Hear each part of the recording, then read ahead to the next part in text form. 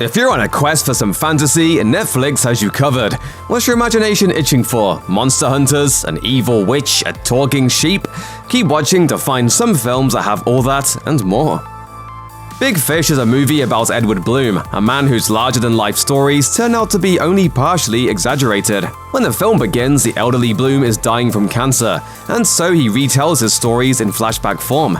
Ewan McGregor portrays a young Bloom as he befriends giants, discovers a hidden village deep in the swamp, and is attacked by a werewolf while working for a circus. Bloom's son, Will, has grown up with these tall tales and has become disillusioned with them. But when he starts to investigate his father's claims, he learns that there is a degree of truth to all of them. In the end, it becomes clear that Bloom has lived a spectacular life, and the truth or falsehood of his stories are insignificant in comparison to the immortalizing power of the stories themselves. Big Fish is a strange, beautiful film brought to life by Burton's signature offbeat style and several fantastic performances, most notably that of McGregor. It also features an Academy Award-nominated original score. If you haven't seen it, it should be first on your Netflix list. And if you have, there's never a bad time for a revisit.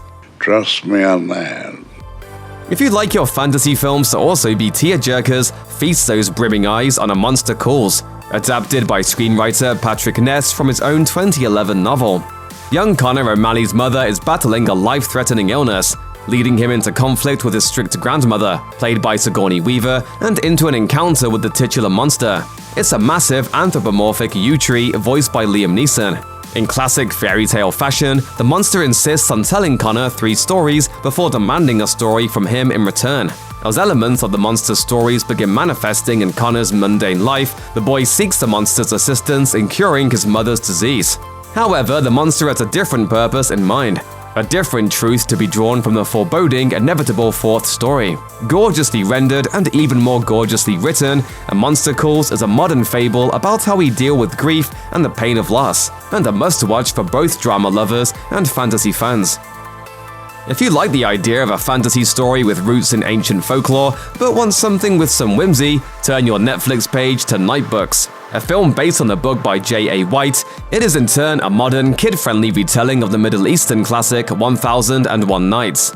Alex Moshe is a boy who loves writing scary stories, a habit that leads him into the clutches of the witch Natasha, played by Kristen Ritter, who demands a scary story be read to her every night. Trapped in Natasha's magical apartment, Alex must use his imagination to keep himself alive each day while figuring out a way to escape. But of course, not everything in the apartment is as it seems. And as Alex grows closer to unveiling Natasha's secrets, he must also face the ultimate scary story, the one he tells himself.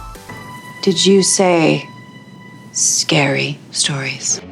American author A. Lee Martinez has seen several of his books optioned over the years, but so far only one has actually made it to the big screen. That sole exception is Monster, published in 2009, a book about a modern-day monster hunter and the regular person who stumbles into his life. While the pandemic-plagued Chinese production Monster Run keeps its basic premise, very little else about the film is recognizable to those who have read the book. That said, it's still a story worth watching. Quemo has long been considered crazy for saying she can see monsters, but when she discovers a hidden world in which monsters actually do exist, it turns out she's destined to become more than she ever thought possible. The uniquely compelling visual effects and imaginative world-building are what make this film stand out. What other movie could have both a brilliantly executed time loop sequence and a wisecracking sidekick character who is literally a piece of paper? Another well-known foreign film that remains largely obscure to Western audiences is The Mirror Boy, a Nigerian film which was nominated for 3 Africa Movie Academy Awards.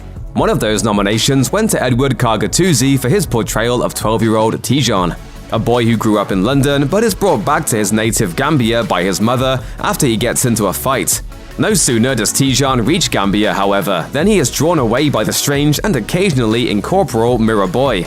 This figure takes him on a journey that will see him reunited with his ancestors and learn the truth about his mysterious father.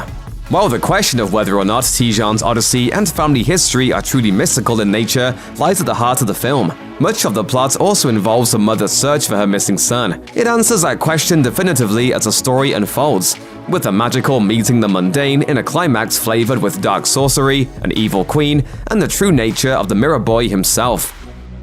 This list has recommended many different kinds of fantasy, But there's nothing else quite like Cosmo's Laundromat, an animated short film created by the Dutch Blender Foundation.